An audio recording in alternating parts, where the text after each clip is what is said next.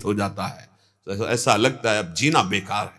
ऐसे उसी मन ने ऐसे इंद्रियों के साथ मिलकर कर्म करवा दिए कि मन ग्लानि से युक्त है, धिक्कार है तुम्हें, ऐसा होने लगता है। अब अपना मजाक मत उड़वाओ। ये मन और इंद्रियों ने मजाक कालिक पुतवा दी चेहरे पे, मानो जीवन दिव्य रस के लिए मिला था। ऐसे आचरण हो जाते कि जिंदगी पूरी ऐसी, हृदय कहने लगता है नष्ट कर दो इस शरीर को। कितने लोग ऐसे बोले आके। आपसे जब आचरण बिगड़ जाएंगे तो कोई और नष्ट करने के लिए समर्थ नहीं है आपको। आपका मन, आपकी बुद्धि, जिसने सलाह देकर आपसे गलत कर्म करवाए, वही आपका नाश कर देंगे। विश्वास मानिए, दूसरे किसी के सामर्थ्य नहीं कि हमें थोड़ा भी दुख दे सके। हमारा कर्म ही उसकी बुद्धि में बैठकर हमें दंड देता है। अगर कर्म हमारा ऐसा नहीं है तो को न काहू के सुख दुख कर दाता, कोई भी हमको सुखी या दुखी नहीं कर सकता, हमारा कर्म है। गोस्वामी जी कह रहे हैं अब इंद्रियों के अधीन होकर बहुत हंसी करवा ली, अब नहीं होगा। ये इंद्रियां हमारी दुर्गति करे हैं, मन को पकड़ करके साथ जहां मन आया, जैसे मन आया वैसे तो बहुत बहादुर बनते हैं, बड़े डींग हाँकते हैं अपने लोग, हम बलवान, लेकिन काम गुलाम किए हुए हैं। कैसे देखो ना, अंदर से क्रोध अधीन किए हुए हैं, मोह मानो हमको जाल में फांस लिया है, अहंकार हर समय जलाता रहता है, विचार में दोष अहंकार, क्रियाओं में अहंकार, वार्ता में अहंकार, ये हमें जला रहा है। मत्सरता ईर्ष्या हमें जलाए दे रही है। आप थोड़ा तो सोचो। गोस्वामी जी कह रहे हैं अब नहीं। क्यों अब नहीं? क्योंकि अब मुझे नाम बल मिल गया है। श्री हरिवंश नाम बल लहो, अपने मन भाई सब कहो, रहो शरण हरिवंश की। अब नहीं। तो गोस्वामी जी का ऐसा हो गया, हमारा तो नहीं हुआ ना। आप भी नाम जप करके देखिए। नाम जप जितना आप बढ़ाते चले जाएंगे, उतना ही संसार से वैराग्य, स्वरूप का ज्ञान और भगवत चरणारविंद में प्रेम एक साथ तीनों बढ़ते हैं। एक नाम लिया, उसका प्रभाव हुआ। पर बहुत जन्मों से प्रभु से हम बिछुड़े हुए, नाना प्रकार के, कुछ पुण्य कर्म किए, कुछ पाप कर्म किए, जब तक उन दोनों का समन नहीं होगा तब तक आनंद नहीं प्रकट होता। शुभ अशुभ दुर्ग विध्वंस बल तब जयति जयति जग उच्चरे। नाम के प्रभाव से शुभ अशुभ दोनों का जब नाश हो जाता है, तब परमानंद हृदय में स्फुरित होता है। अब हमने अपने मन रूपी भौरे को, जो संसार के बनावटी फूलों में पराग ढूंढ रहा था, अब नहीं, अब तो प्रभु श्री हरि के चरण कमल रूपी प्रेम का पराग अब मेरा मन मधुकर पान करेगा। अब इसको छूट नहीं देंगे। अगर आप छूट नहीं देंगे तो मन कुछ नहीं कर सकता। पर ये इतना चतुर शिरोमणि है कि हमको ऐसे फंसा लेता है कि हम उस समय निर्णय नहीं कर पाते कि ये मेरी मांग है कि मन की मांग है। और उस मन की मांग को अपनी मांग बना, जो ही बनाया, बस अब तुम्हारा ज्ञान विज्ञान कुछ काम नहीं करेगा, वो अपनी मनमानी करा के रहेगा। उस समय एक ही कार्य हो सकता है, भगवान से प्रार्थना करो कि हे हरिजू, गोस्वामी जी कह रहे कि हरिजू मेरो मन हठ न तजे। प्रभु ये बड़ा हठीला है, मैं इसे नहीं रोक पा रहा हूं। मेरो मन हरिजू हठ न तजे। प्रार्थना में बड़ी अपार सामर्थ्य है। जब सब ऋषि मुनि पृथ्वी गौ का रूप धारण करके भगवान शंकर ब्रह्मादि एक साथ मिलकर प्रार्थना करते तो भगवान का अवतार हो जाता है। अगर आप प्रार्थना करेंगे तो आपको बल मिलेगा। प्रार्थना में बड़ी सामर्थ्य है, पर आर्त भाव से होनी चाहिए और पूर्ण तन्मयता से होनी चाहिए। भाव नहीं है यदि, तो वो पुकार ही प्रभु तक नहीं पहुंचेगी। और भाव है तो वाणी से बोलो या ना बोलो, जहां आपकी परावाणी स्फुरित होती वहीं भगवान बैठे सुन रहे हैं। आर्त भाव से यदि प्रार्थना की जाए, जैसे गोस्वामी जी कह रहे हैं, मेरो मन हरिजू हठ ना तजे। बहुत हठीला है, सच्ची। ठान ले तो चाहे जितना ज्ञान विज्ञान उस समय वर्णन करो, नहीं ये सब गलत है, चलते उसी उधर जाओगे जहां गलत है। आप कहोगे गलत है, नहीं करना चाहिए, वहीं पहुंचा देगा जबरदस्ती, वो आपको भ्रष्ट कर देगा। भ्रष्ट का तात्पर्य होता है सतमार्ग के विरुद्ध आचरण।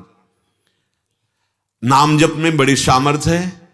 यदि आपका वैसा भी नाम बल नहीं प्रकाशित हुआ तो आप प्रार्थना करो प्रियालाल से एकांत में, बहुत बल मिलेगा। अपने लोगों को जीवन में यही भरोसा रहा है, यही बल रहा है। सबको रोना पड़ता है, पक्का समझ लीजिए। इस मार्ग में सबको एक बार प्रार्थना करनी पड़ती है, चाहे वो गुरु से या भगवान से, एक ही बात है, रोना पड़ता है अंदर से। बिन रोए किन पाइया प्रेम प्यारा मीत। गोस्वामी जी कह रहे हैं, नाथ मैंने बहुत सिखाया इसको मन को, निशिदिन नाथ देवु सीख बहु विधि, ये करत स्वभाव निजय, मेरो मन हरिजू हठ न तजय। रात दिन इससे शास्त्र की बातें सिखाते हैं। भगवान ने गीता जी में कहा है, भागवत में ये कहा है, उपनिषद में ये कहा है। सुनेगा, चलेगा अपनी ही चाल है, ऐसा ही है बहुत।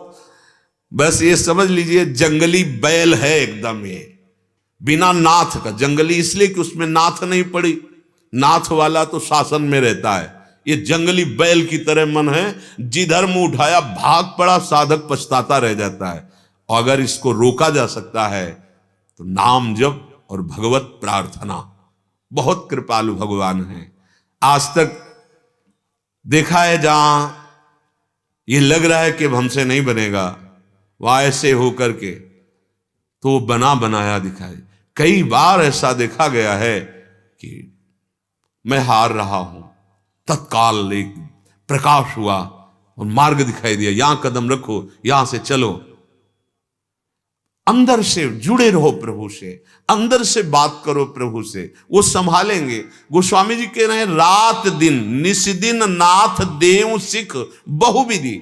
शास्त्रों को जो हमने पढ़ा, उसमें जो सूत्र पाए, सत्संग में जो सुना, उसमें जो युक्तियां पाई, वो लगा रहा हूं। लेकिन करत स्वभाव निजय, ये अपनी चंचलता नहीं छोड़ता, ये उधर ही जा रहा है बार बार भोगों की तरफ। कैसे? उदाहरण दे रहे हैं, ज्यों जुवती अनुभवती प्रसव अति, दारुण दुख उपजे, हुए अनुकूल विसारी सूल सठ, पुनि खल पति ही भजे, मेरो मन हरिजू हठ न तजे। जब गर्भ धारण करने के बाद प्रसव पीड़ा का भयंकर दुख होता है, स्वाभाविक, उस समय वो विचार करती है, नहीं अब नहीं। लेकिन जहां समय व्यतीत हुआ, दुख भूला, फिर वही। प्रभु ऐसा ही मेरा मन है। जब इसे ठोकर लगती है, अपमान मिलता है, दंड मिलता है, तब ये कहता कभी पाप नहीं करूंगा। ऐसा ये निकलता है, नहीं करूंगा, भूल के नहीं करूंगा। और थोड़ा समय विस्मृत हुआ, फिर वही पाप करने लगता है। बड़ा हठीला स्वभाव मन का है। नाथ इसकी दशा ये है, लोलुप भ्रम गृह पशु ज्यों जहां तहां, सिर पद त्राण बजे, तदपि अधम विचरत ते ही मार्ग, कबहू न मूण लजे, मेरो मन हरिजू हठ न तजे। गृह पशु कुत्ते को कहते हैं। यहां कह रहे, ये लोलुप होकर के ऐसे गंदे विषयों में भागता है जहां ऐसी गंदी क्रिया करने के बाद गालियां मिलती हैं, दंड मिलता है, सजा मिलती है। पर ये पदत्राण माने होता पादुका अर्थात जूता। ये मन हमको न जाने कैसे कैसे गंदे आचरणों में ले जा रहा है, रोज ठोकरे खाता है, पदत्राण बजती इसके सिर पर, फिर भी इसको ज्ञान नहीं हो रहा। नाथ, ये अधम मन मुझे असत मार्ग की तरफ ले जा रहा है, इसको लज्जा नहीं आ रही। बहुत बार समझाया, प्रभु हार गया। गोस्वामी जी कह रहे, हो हार्यो करी जतन विविध विधि, ये अतिशय प्रबल अजय, तुलसीदास बस हो ही तबहि, जब प्रभु पेरक बरजै, जब प्रभु पेरक बरजै, मेरो मन हरिजू हठ न तजै। गोस्वामी जी कह रहे, अब तो मैं हार गया। बहुत प्रयास करके देखा, लेकिन मन जहां लगना चाहिए बराबर वहां नहीं लग रहा। प्रभु ये बहुत प्रबल है। अब एक बात समझ में आई कि मैं हार करके आत्मसमर्पण करता हूं आपको, आपकी शरण में आ गया हूं। प्रभु अब आप ही रोक दो इस मन को। सच्ची मानो, एक मुस्कान में मन चकनाचूर हो जाएगा, पंग हो जाएगा। इसकी ताकत नहीं है कि एक सेकंड के लिए कहीं जा सके।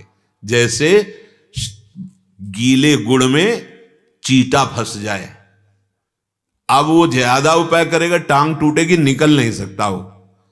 जैसे दूबरी गाय दलदल में फंस जाए, ऐसे ये मन भगवत प्रेम में जब फंस जाता है। इसीलिए भगवान ने गीता जी में कहा, मामेव ये प्रपद्यन्ते माया में ताम तरन्ते थे। मेरी शरण में आ गया, माया से पार हो गया। इसीलिए दो निष्ठाओं का वर्णन पीछे सुना, सांख्य योग ज्ञान निष्ठा और योगियों में कर्मयोग निष्ठा।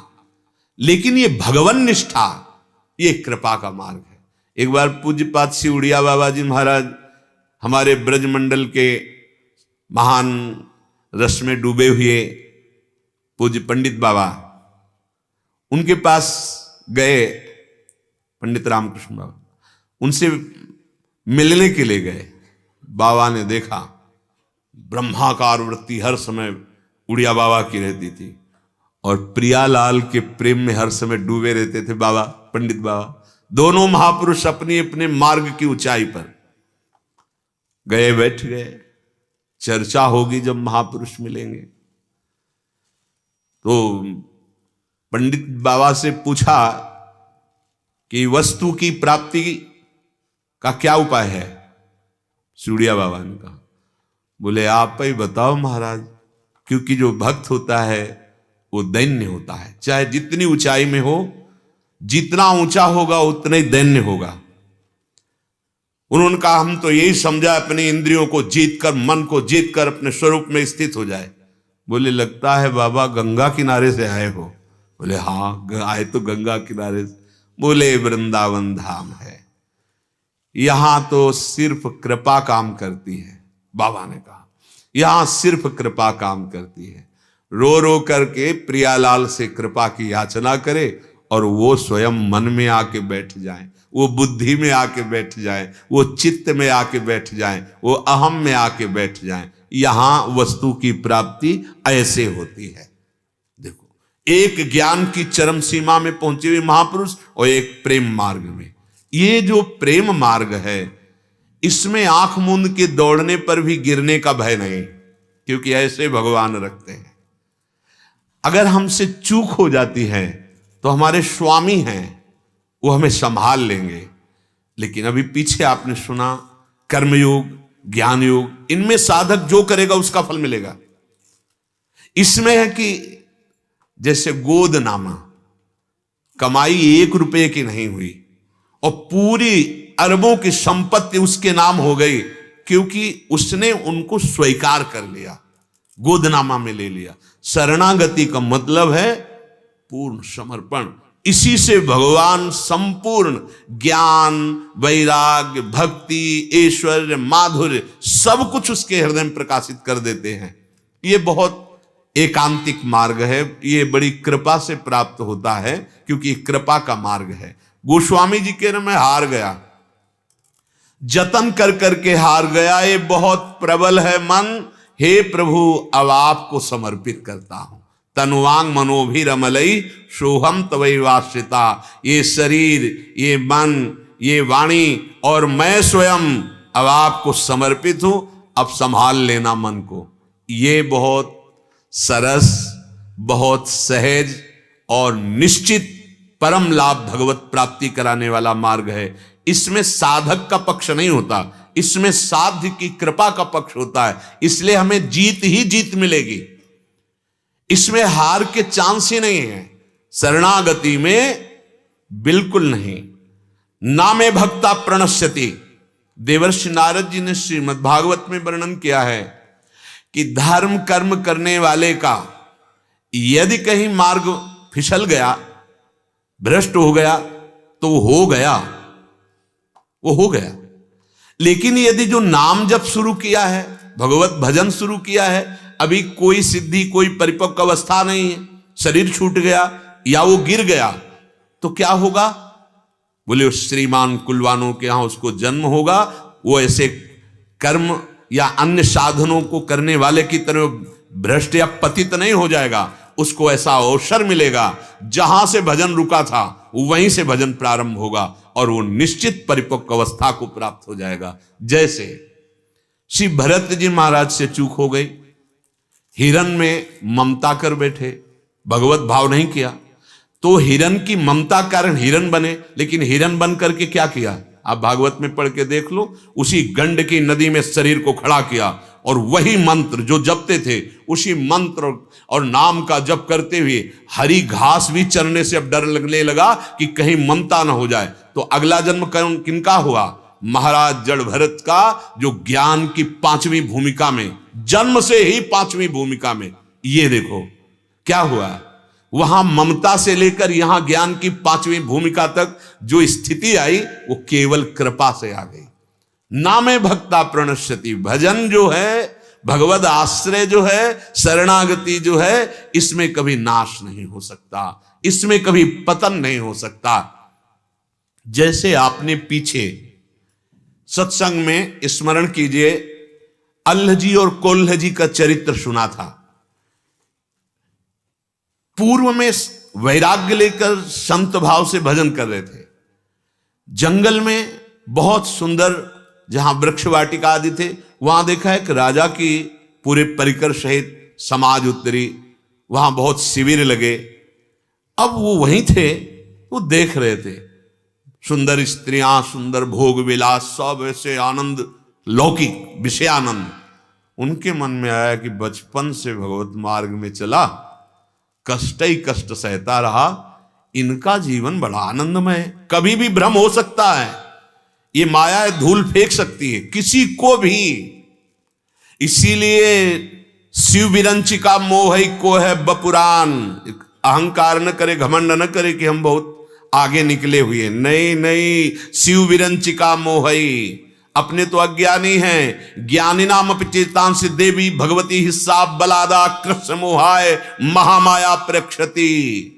डरते रहो, यही डर ही डर हरिवंशी जिनो भ्रमई गुण सलिल पर। और हमारे हरिजू का एक स्वभाव है, यदि आपने ऐसा निश्चय कर लिया कि भजन से भी बढ़कर इसमें सुख है, एक बार आपको वो दिखाएंगे जरूर, देखो, अनुभव करो, क्योंकि बहुत कृपालु है। जो इच्छा करी हो मन माही, हरि प्रसाद कछ दुर्लभ नाही। पर साथ में कृपा भी होती है। अब उनका दूसरा जन्म जब हुआ तो बड़े भाई महाभागवत और ये छोटे भाई के रूप में, और इनका संबंध हो गया राजघराने से, वो इच्छा। अब वो वहां का राजकुमार और वो बिल्कुल एक जैसे, राजकुमार के प्राण थे ये दोनों, साथ वही भोग विलास जो देखा था वैसे ही राजसी खान पान, वैसे ही सब। अब आप विचार की, एक इच्छा ने अगला जन्म दिया, अब वो वही जो देखा था वही सब भरपूर। लेकिन औषधि साथ में दी। बड़े भाई महाभागवत, भगवान का भजन करने वाले, और इनके अंदर पूर्व भजन के प्रभाव से अपने भाई में भगवत भाव था। मैं तो बहुत नीच अधम विषयी हूं, सब खाता पीता हूं, लेकिन मुझे ऐसे भाई मिले कि गर्व है कि वो भजनानंदी है, भजन करने वाले।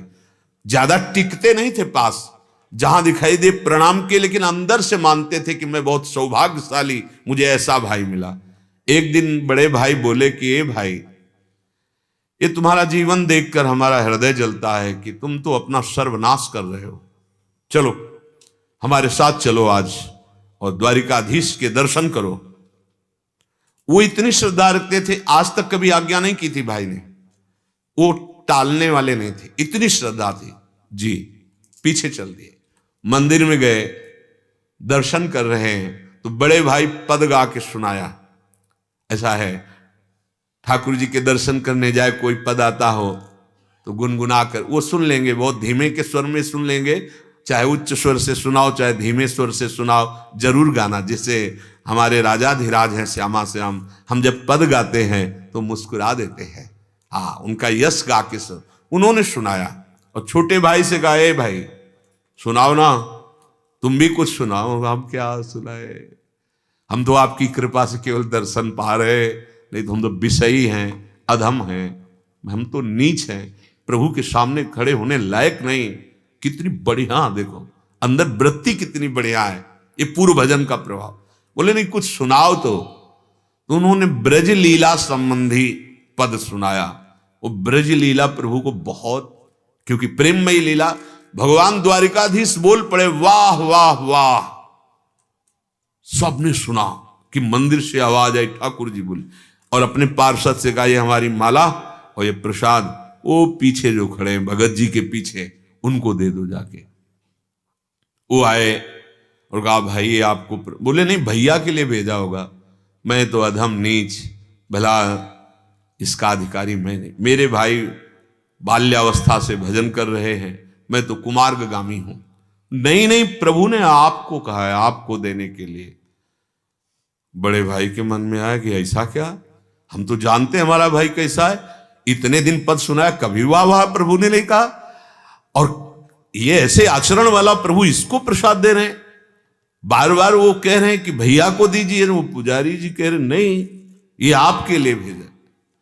अब बहुत गुस्सा आई उनको, क्योंकि उनका भजन इसी जन्म में शुरू हुआ है और उसका भजन पूर्व जन्म का है। और उनके अंदर इतनी गुस्सा आई कि जब आराध्य देव हमारा आदर नहीं कर रहे तो जीना क्या, गए समुद्र में छलांग लगाई कि मैं प्राण त्याग दूंगा। अब समुद्र में जे भी छलांग लगा के गए तो द्वारिकाधीश के दिव्य पार्षद उनको पकड़ करके दिव्य द्वारिकापुरी ले गए। अब तो सारा सुख मिट गया। दिव्य द्वारिकापुरी में द्वारिकाधीश जी के द्वारिकाधीश जी, आओ आओ विराजो, बैठाला, आज प्रसाद पाओ, यहीं पत्तल लगाएगी तो पात्र। उनको बड़ा सुख मिला कि आज भगवान के दर्शन और भगवान स्वयं अपने सामने भोग पवा रहे। का एक पत्तल और लगाओ। बोले प्रभु ये किसके लिए? बोले आपके छोटे भाई के लिए। फिर जल गए कि यहां भी उसका आदर, इस कोटि का आदर। तो उनके मन में ये सुख नहीं हुआ कि प्रभु के दर्शन हो रहे हैं। प्रभु यही कंचन तजना सहज है, सहज तिया का ने, वो मान बड़ाई ईर्ष्या दुर्लभ तजनाए। बड़ा कठिन होता है ईर्ष्या का त्याग, मान बड़ाई का त्याग करना। भगवान ने उनको बताया, तुम क्या समझते हो, अपने को भजनानंदी मानते हो? अरे इस जन्म में तुमने भजन प्रारंभ किया, उसको जानते हो?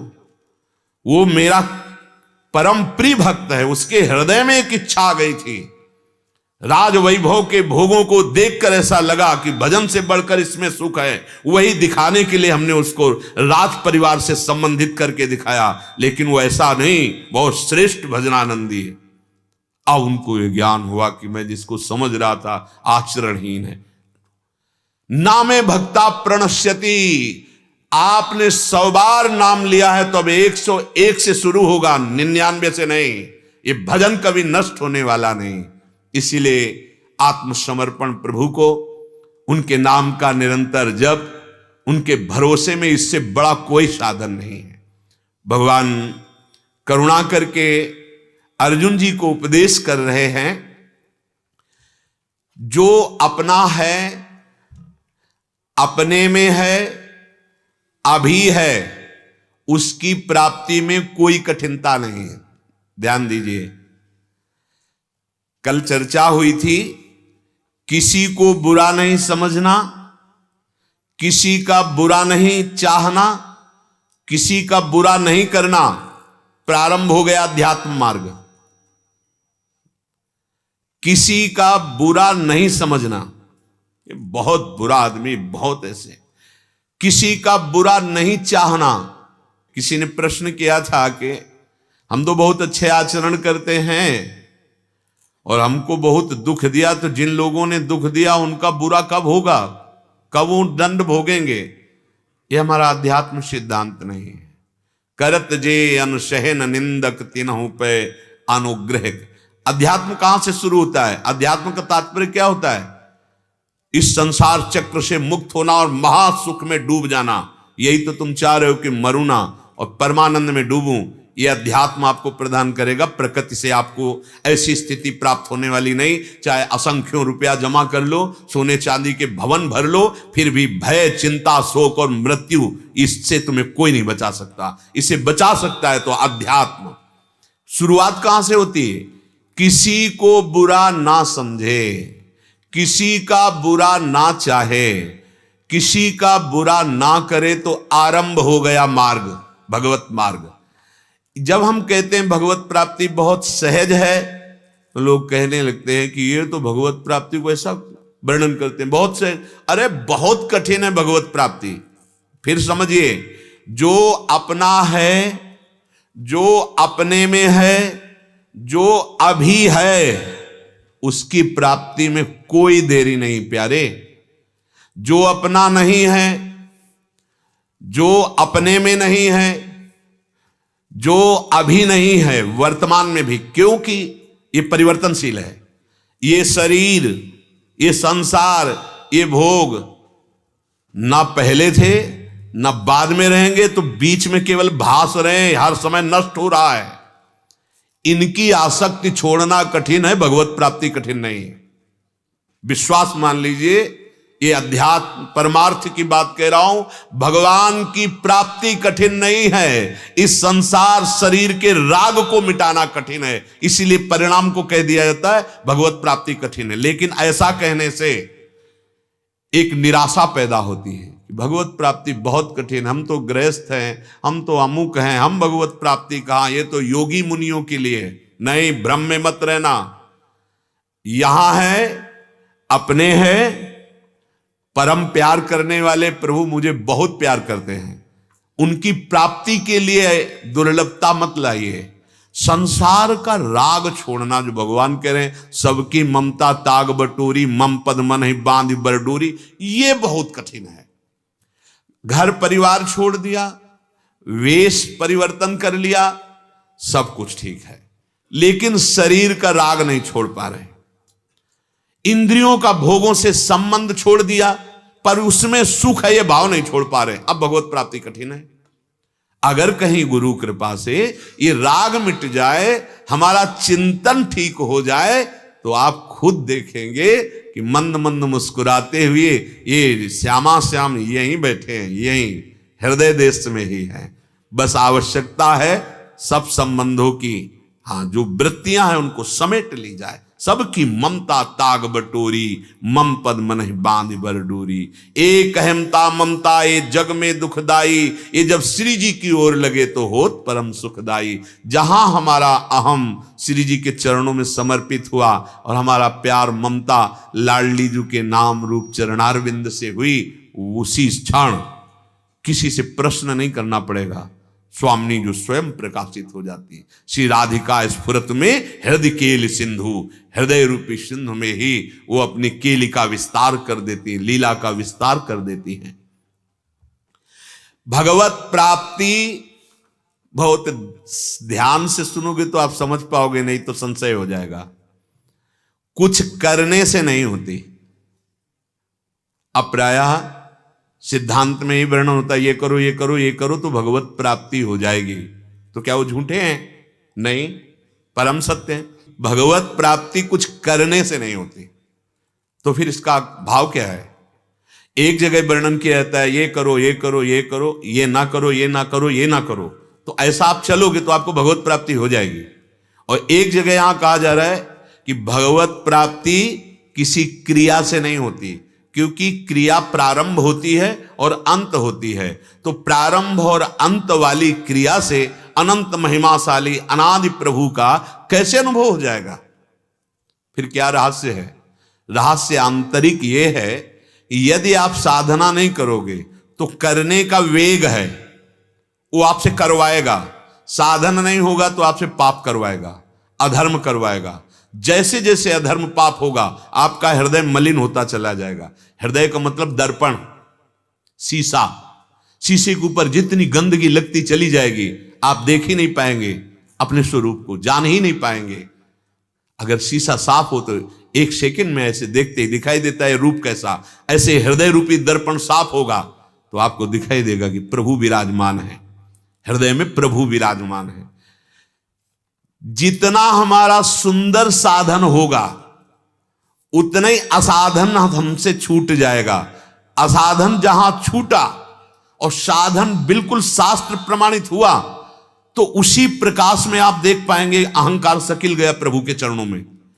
गंदा मलिन हृदय होने के कारण अहंकार रहता है। जहां निर्मल हृदय हुआ साधन करते करते तो मन और अहम ये दोनों प्रभु सावई मना कृष्ण पदारविंदो, प्रभु के चरणों में जहां समर्पित हुआ तो प्रभु थे, हैं, रहेंगे, यही हैं, अनुभव हो गया। कोई साधना से प्रभु उपजे थोड़ी है, वो पहले ही विराजमान है। सबके हृदय अछत अविकारी निर्विकार सच्चिदानंद प्रभु सबके हृदय में बैठे हैं। पर सकल जीव जग दीन दुखारी, आनंद सिंधु यहां बैठे तो सब दुखी क्यों हैं? फिर क्योंकि उनसे विमुख हैं और नाना प्रकार के पापाचरण कर रहे हैं, इसलिए दुखी हैं। तो क्या करें? अब साधन करो जिससे पापाचरण न होने पावे। तो साधन करने से निर्मलता हुई तो जैसे शांत और निर्मल जल के नीचे क्या है दिखाई देता है, ऐसे ही हृदय में ही हृदय विहारी प्रभु का साक्षात्कार हो जाता है। तो साधना से प्रभु कोई प्रकट थोड़ी हुई है, वो तो पहले ही थे, अब भी हैं, आगे रहेंगे। साधन से मलिनता नष्ट होती है, प्रभु तो है, उनका अनुभव हो जाता है। ये देहाभिमान को पुष्ट करने वाला होगा कि मैं अमुक साधना करके भगवत प्राप्ति कर लूंगा। नहीं, साधना होती है असाधन को मिटाने के लिए, पापाचरण को नष्ट करने के लिए। प्रत्येक क्रिया का आरंभ होता है, अंत होता है, तो उस अनंत का अनुभव इन क्रियाओं से नहीं होता।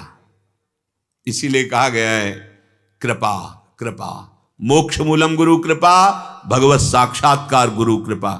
कृपा शब्द का परिचय अहंकार रहित होने पर होता है। मन क्रम वचन छाण चतुराई, तो भजत कृपा करी है रघुराई। श्री भगवान कह रहे हैं नहीं कश्चित क्षणमपि जातु तिष्ठत्य कर्म कृत कार्यते ह्रवशः कर्मो सर्वः प्रकृति जैर गुणैः।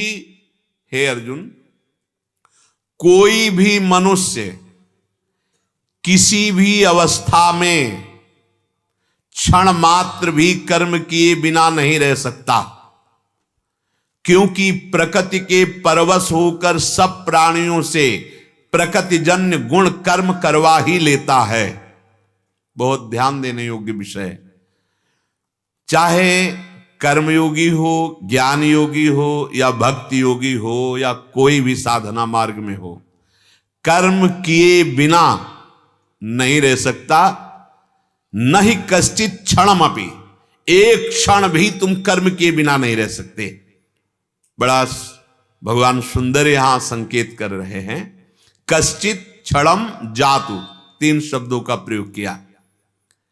कश्चित, भगवान कहते हैं कि कोई भी हो कर्म किए बिना रह ही नहीं सकता। चाहे वो ज्ञानी हो या अज्ञानी हो, चाहे वो जिस मार्ग का पथिक हो, कर्म किए बिना एक क्षण नहीं रह सकता। ज्ञानी का अपने कहलाने वाले शरीर के साथ कोई संबंध नहीं रहता, फिर भी उसके कहलाने वाले शरीरों से, शरीर और शरीरों, स्थूल शरीर, सूक्ष्म शरीर, कारण शरीर, इन तीनों से प्राकृतिक क्रियाएं होती ही रहती है। वो संबंध नहीं रखता, निष्क्रिय स्वरूप का बोध हो गया है।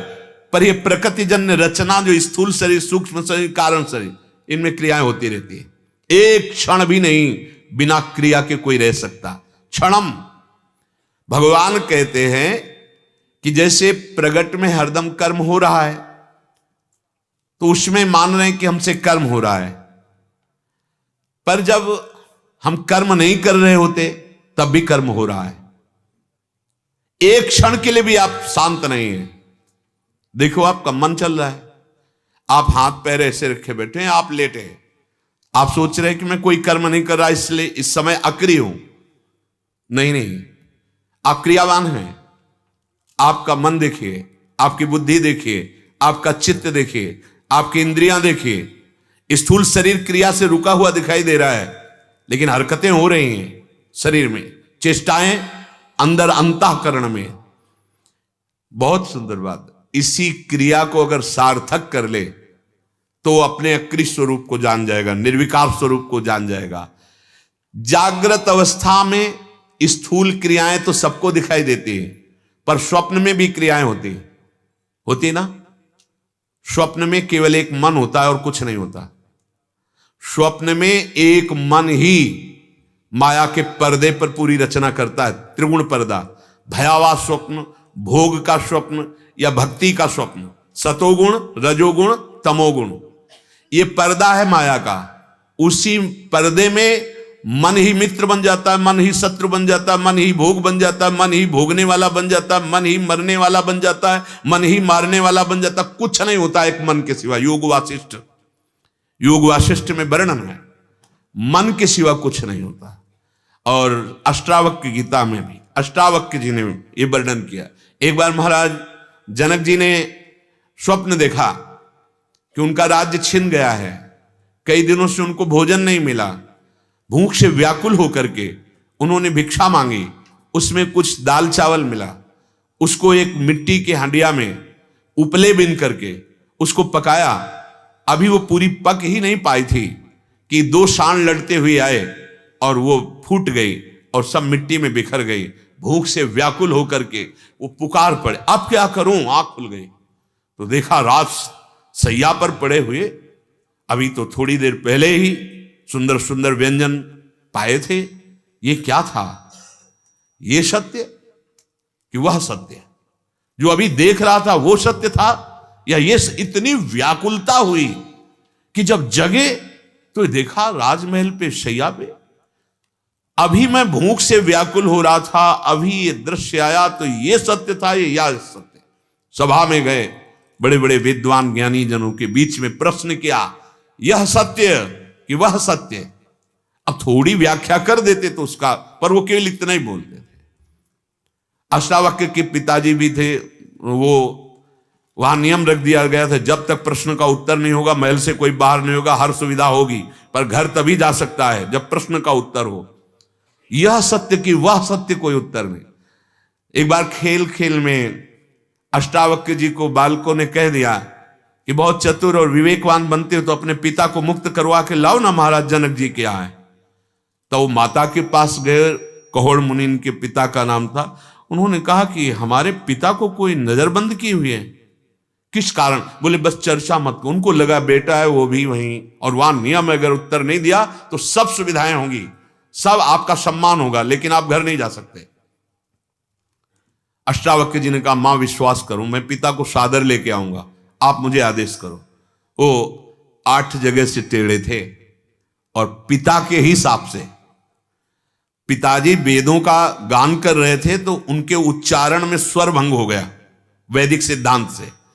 तो गर्व से बोल पड़े, पिताजी ऐसे नहीं ऐसे। तो मुड़ करके देखा और कहा कौन बोला? मतलब वेदों में पारंगत ऐसे ब्रह्म ऋषि को टोक कर दिया।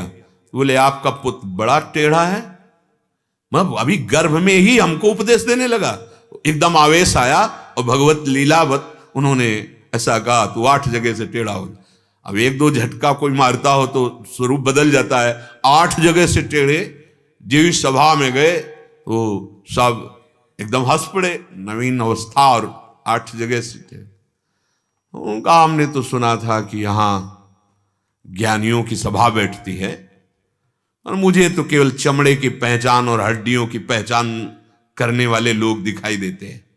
जनक जी ने कहा, ऋषि कुमार, एक वलकल की केवल लंगोटी, ऋषि कुमार आप ऐसा कैसे ऐसे विद्वानों का अपमान कर रहे हो? तो उनका विद्वान ज्ञानी इस सभा में हंसे क्यों?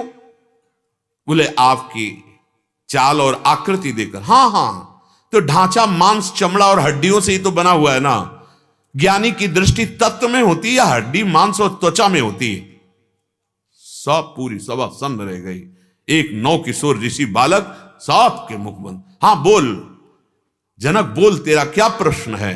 उनका यह सत्य कि वह सत्य? बोले ना यह सत्य न वह सत्य। जिस समय तू जागृत में था तो स्वप्न मिथ्या आया, और जब तू स्वप्न में था तो जागृत मिथ्या हो गया। जो कुछ क्षणों में मिथ्या हो जाता है वो सत्य कैसे होता है? जो सत्य होता है वो त्रिकाल सत्य होता।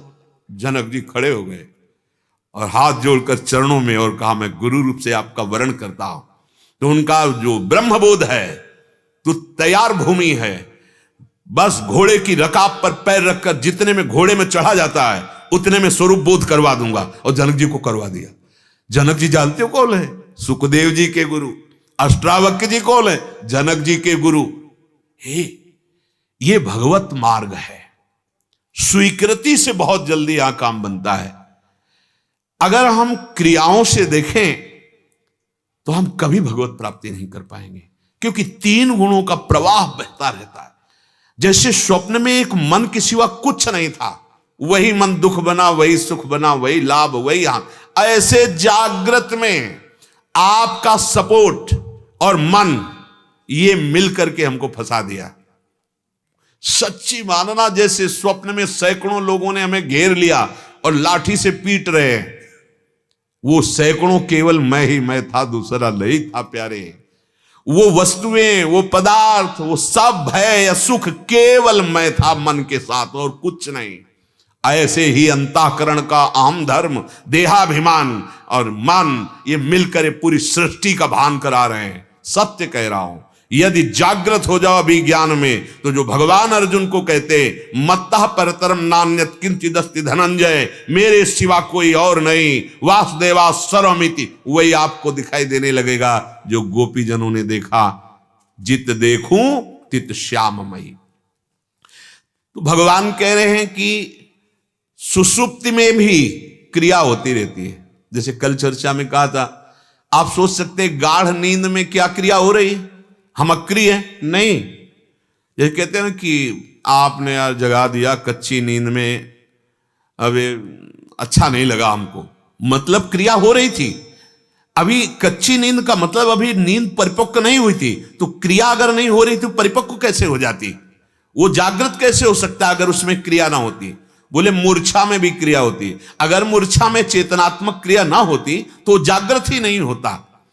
कोई भी एक क्षण भी कर्म किए बिना नहीं रह सकता।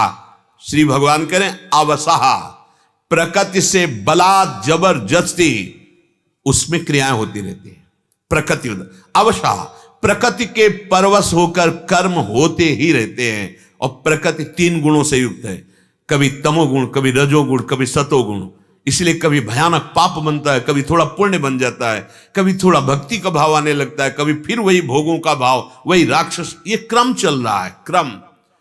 इसी से मुक्त होने के लिए मानव देह मिला है, इसी जाल से मुक्त होने के लिए। त्रैगुण विषया वेदा निस्त्रिगुण भवार्जुन। त्रिगुणातीत है प्रभु का नाम, प्रभु की लीला, प्रभु का रूप, प्रभु की सेवा। ये जो आप कर रहे हैं ना, ये त्रिगुण के अंतर्गत नहीं है, शुभ अशुभ कर्म नहीं है, ये भागवतिक कर्म है। ये भगवान को वश में करने वाला है। जैसे नाम जप कर रहे है तो क्रिया भी, जिह्वा से जप रहे, शरीर से सेवा कर रहे, मन से बार बार चिंतन कर रहे, ये आपको भगवत प्राप्ति कराएगी। ये गुण धर्म के अंतर्गत नहीं है। भगवान का नाम, भगवान का रूप, भगवान की लीला, भगवान का धाम, ये त्रिगुणातीत है। नहीं तो परवश होकर जबरदस्ती तीनों गुण आपसे कर्म कराते रहेंगे। आप देख रहे हैं, अगर आपसे निषिद्ध कर्म हो रहे हैं तो आप साधक हैं ही नहीं। साधक नाम जप के प्रभाव से निषिद्ध कर्म को रोकता है। ऐसा नहीं कि हम परवश होकर जो मन कहे सो वही करते चले जा रहे हो। साधक नहीं, विषयी है, वो परमार्थ का पथिक नहीं हो सकता। जो मन में आया तो जबरदस्ती मन करवा लिया, ऐसा नहीं है। भूल न दे कुमारक पाऊं, तुम्हारे नाम जप में कमी है, तुम ढील दे रहे हो, छूट दे रहे हो अपने मन को। तुम्हें मनोरंजन अच्छा लगता है, सांसारिक भोगों में मनोरंजन करना अच्छा लगता है, आप बहुत त्रुटि कर रहे हैं। कोई भी परमात्म प्राप्ति के मार्ग में चलने वाला साधक निषिद्ध कर्म कर ही नहीं सकता, चाहे वो गृहस्थ हो चाहे विरक्त हो। निषिद्ध कर्म जिसे रोका गया कि ये नहीं करना चाहिए, ज्ञान ही नहीं रह रहा है कि हमको क्या करना है क्या नहीं करना है। बड़े भाग्यशाली हैं जो शास्त्र स्वाध्याय करते हैं, सत्संग सुनते हैं, फिर उसका मनन करके निर्णय करते हैं कि ये करना चाहिए ये नहीं करना चाहिए। भगवान ने यहां वर्णन किया कि केवल स्थूल शरीर की क्रियाओं की ही गणना नहीं है, सूक्ष्म शरीर और कारण से सब क्रियावान है। बचना है, बहुत बढ़िया अवसर मिल गया है।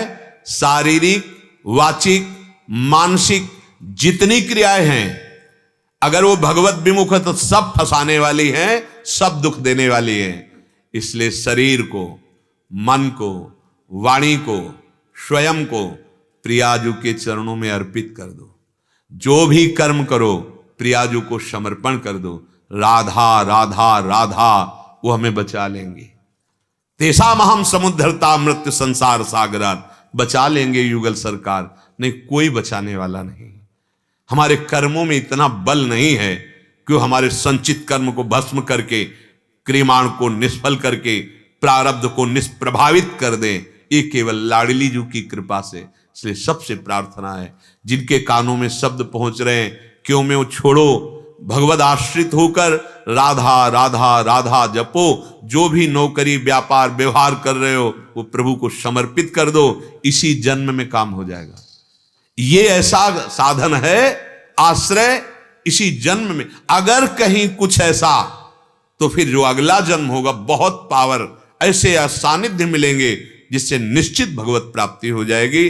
अब हमारा पतन नहीं हो सकता क्योंकि हम प्रियालाल की शरण में हैं। शेष चर्चा आगे। श्री राधा वल्लभ लाल की।